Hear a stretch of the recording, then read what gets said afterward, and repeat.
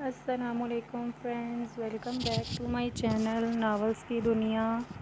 Friends, جیسا کہ آپ کو پتہ ہے کہ ہم اپنا ناول لمس عشق پڑھ رہے ہیں اور ہم اس ناول کی نیکسٹ ایپیسوڈ سٹارٹ کرتے ہیں۔ تنزیلہ بیگم تیزی سے بڑھتی دروازے کے قریب جاتے ہی رمشا بیٹا کیا ہو گیا، آ ہی رہی تھی میں، بولتی ہوئی دروازے کو کھولا، لیکن دروازے کے باہر اور اپنے سامنے ارحم کو دیکھ حیران ہوتی، کون ہیں آپ اور کس سے ملنے کی خاطر آئے ہیں؟ تنزیلہ بیگم کو ارحم کی ڈریسنگ، اس کے حلیے سے کچھ یاد تو ضرور آ رہا تھا کہ انہوں نے اسے پہلے بھی دیکھا ہے، اسی وجہ سے سوال پوچھا۔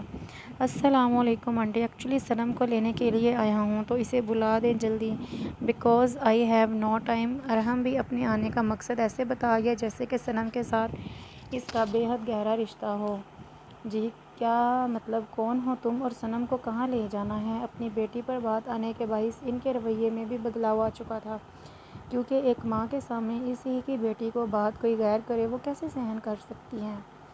آنٹی کتنے سوال کریں گی، جتنا کہا ہے اتنا کریں، کیونکہ زیادہ سوالات سے ٹائم ویسٹ ہونے کے علاوہ اور کچھ نہیں ہو سکتا، اینڈ مجھے ٹائم کی قدر بہت ہے، اسی وجہ سے صنم کو لینے کے لیے میں آیا ہوں، اپنے ساتھ لے جانا ہے اسے اپنے گھر۔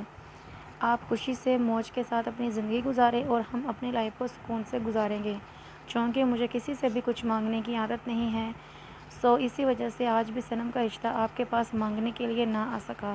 اب صنم کو اپنے ساتھ لے جا کر سیدھا نکاح کروں گا۔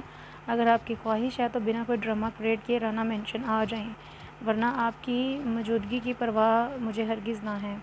ارحم کے بھی باقی کے ساتھ بڑے ہی آرام سے پورے پلان کو بتانے پر تنزیلہ بیگم شاکڈ ہو گئی کہ یہ آخر ہو کیا رہا ہے، یہ شخص کون ہے جو یوں صنم کو اپنے ساتھ لے جانا چاہتا ہے اور نکاح کرنے کا بھی ارادہ رکھتا ہے، لیکن اس طریقے آخر صنم اسے جانتی ہے کہ نہیں؟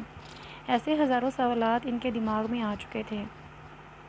آپ سوچیں میں جا کر خود ہی صنم کو لے آتا ہوں۔ تنزیلہ بیگم کو شاکڈ کھڑے دیکھ وہ انہیں پیچھے کرتا خود ہی گھر کے اندر داخل ہو گیا۔ ایک نظر وہ ان کے گھر کو دیکھتا، صنم کو آواز لگانا شروع ہو گیا۔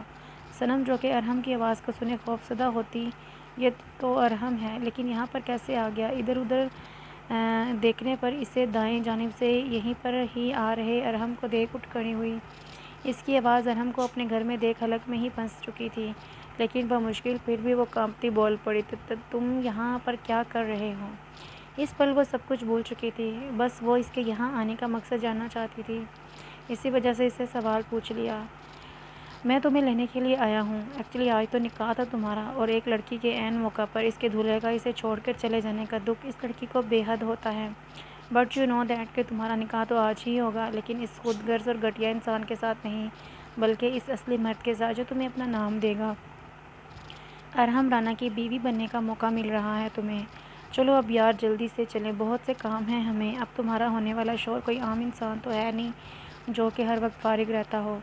ارحم صنم کو بتا چکا تھا کہ وہ اسے اپنے ساتھ اسی سے شادی کرنے کی خاطر لے جانے کے لیے آیا ہے۔ اس کے پیچھے ہی تنزیلہ بیگم بھی آ گئی اور ارحم کو غصے سے چیختی ہوئی، تمہاری ہمت بھی کیسے ہوئی ہمارے گھر کے اندر داخل ہونے کی؟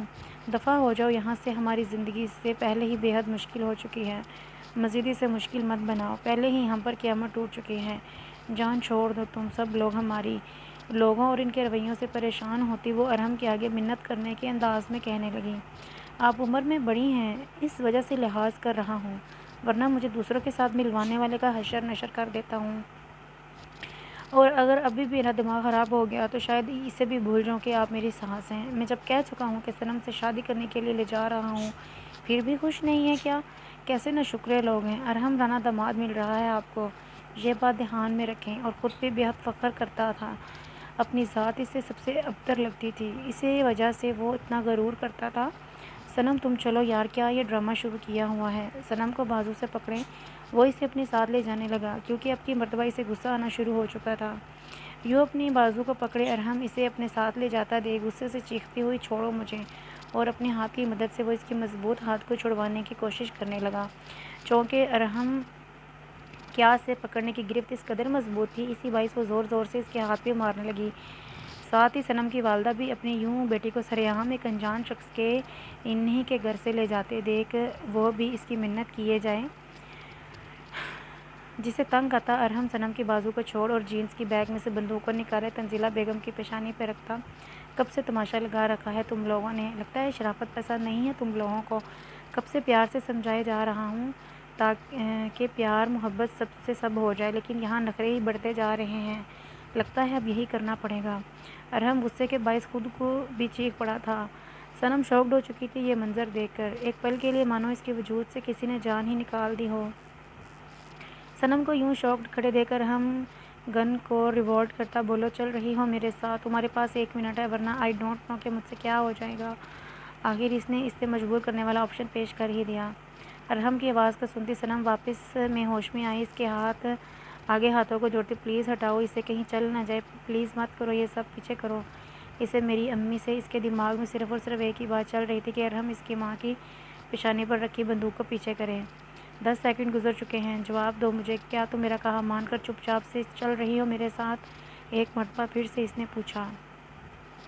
صنم بیٹا یہ جو بھی بولتا رہے، تم کہیں نہیں جا رہی ہو۔ ابھی بھی انہیں اپنی جان سے بڑھ کر اپنی بچی عزیز تھی، لیکن جتنی محبت انہیں اپنی بیٹی سے تھی اتنی ہی صنم کو بھی تو اپنی والدہ سے تھی۔ جیسے انہیں اپنی ذات سے بڑھ کر اپنی بیٹی عزیز تھی، ویسے ہی اسے بھی تو خود سے بڑھ کر اپنی ماں کی جان کی پرواہ تھی۔ اسی وجہ سے اپنی آنکھوں کو بند کیے وہ لمبی سانس لیتی، ٹھیک ہے چل رہی ہوں میں تمہارے ساتھ، اب پلیز اس بندوق کو پیچھے کر دو پلیز۔ بے چینی سے وہ کسی چھوٹی بچی کی مانند ضد کرنے لگی۔ صنم کے اس کے آگے جھکتے ہوئے اس کی بات ماننے پر وہ تکبر سے بھرپور مسکراہٹ ہنستا کہ یہ نہ سمجھداری والی بات، یہ لو پیچھے کر دی بندوق، دیکھو یہ سب میں ہرگز نہ کرنا چاہتا تھا بٹ مجبور کیا تم دونوں نے مجھے، لیکن اب دیکھو تم خود مان چکی ہو تو پھر اب ہم یہاں پر 1 منٹ کے لیے بھی نہ رکیں گے، چلو میرے ساتھ۔ ایک ہی پل میں اس کے چہرے پر مسکراہٹ تھی، لیکن دوسرے ہی پل وہ غائب ہوتی۔ صنم کو ہاتھ سے پکڑے برے طریقے سے کھینچتا باہر کی جانب لے جانے لگا۔ گھر سے باہر نکلتے ہی رمشا جو کہ برتن اٹھائے اسی جانب آ رہی تھی، صنم کی والدہ کو روتے اور مدد کے لیے پکارتے اور ساتھ ہی ارحم کو صنم کو کھینچے اپنے ساتھ لے جاتے دیکھ برتن کو وہیں پر چھوڑ بھاگ کر اس کے قریب آئے۔ کیا ہوا خالہ اور صنم آپ کے یہ لمبے انکل کون ہیں اور آپ خالہ رو کیوں رہے ہیں؟ رمشا کی آواز کو سنے ارحم وہیں پر ہی رک کے پیچھے مڑے رمشا کی طرف غصہ زدہ نظروں سے دیکھنے لگا۔ اسے برا لگا تھا کسی اور کا انہیں ڈسٹرب کرنا۔ ارحم کو رکے دیکھ تنزیلہ بیگم بھی غصے سے، چھوڑو میری بچی کو، کوئی تو مدد کرو، ہماری یہ شخص میری بچی کو زبردستی لے جا رہا ہے۔ مدد کے لیے وہ تماشا دیکھنے والے انہی کے محلے داروں کو پکارنے لگی، جن کے درمیان وہ پوری عمر رہی، لیکن زندگی میں جب اندھیرا چھا جائے تو اپنا سایہ بھی ساتھ چھوڑ جاتا ہے۔ یہ تو پھر بھی غیر لوگ تھے جنہیں صرف اور صرف اپنی ذات کی پرواہ ہوتی ہے۔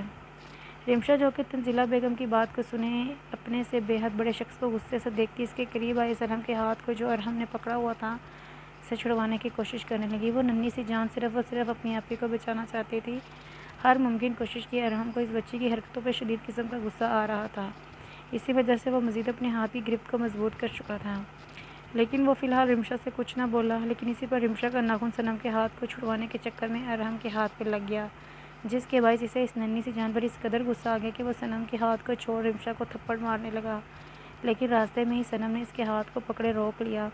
بے شک وہ اپنی ذات پر آ رہی ہر بات کو برداشت کر سکتی تھی، لیکن اس کے عزیزوں کے ساتھ کچھ بھی غلط ہوتا یہ اس کے لیے دیکھ پانا بے حد مشکل تھا۔ کوشش بھی مت کرنا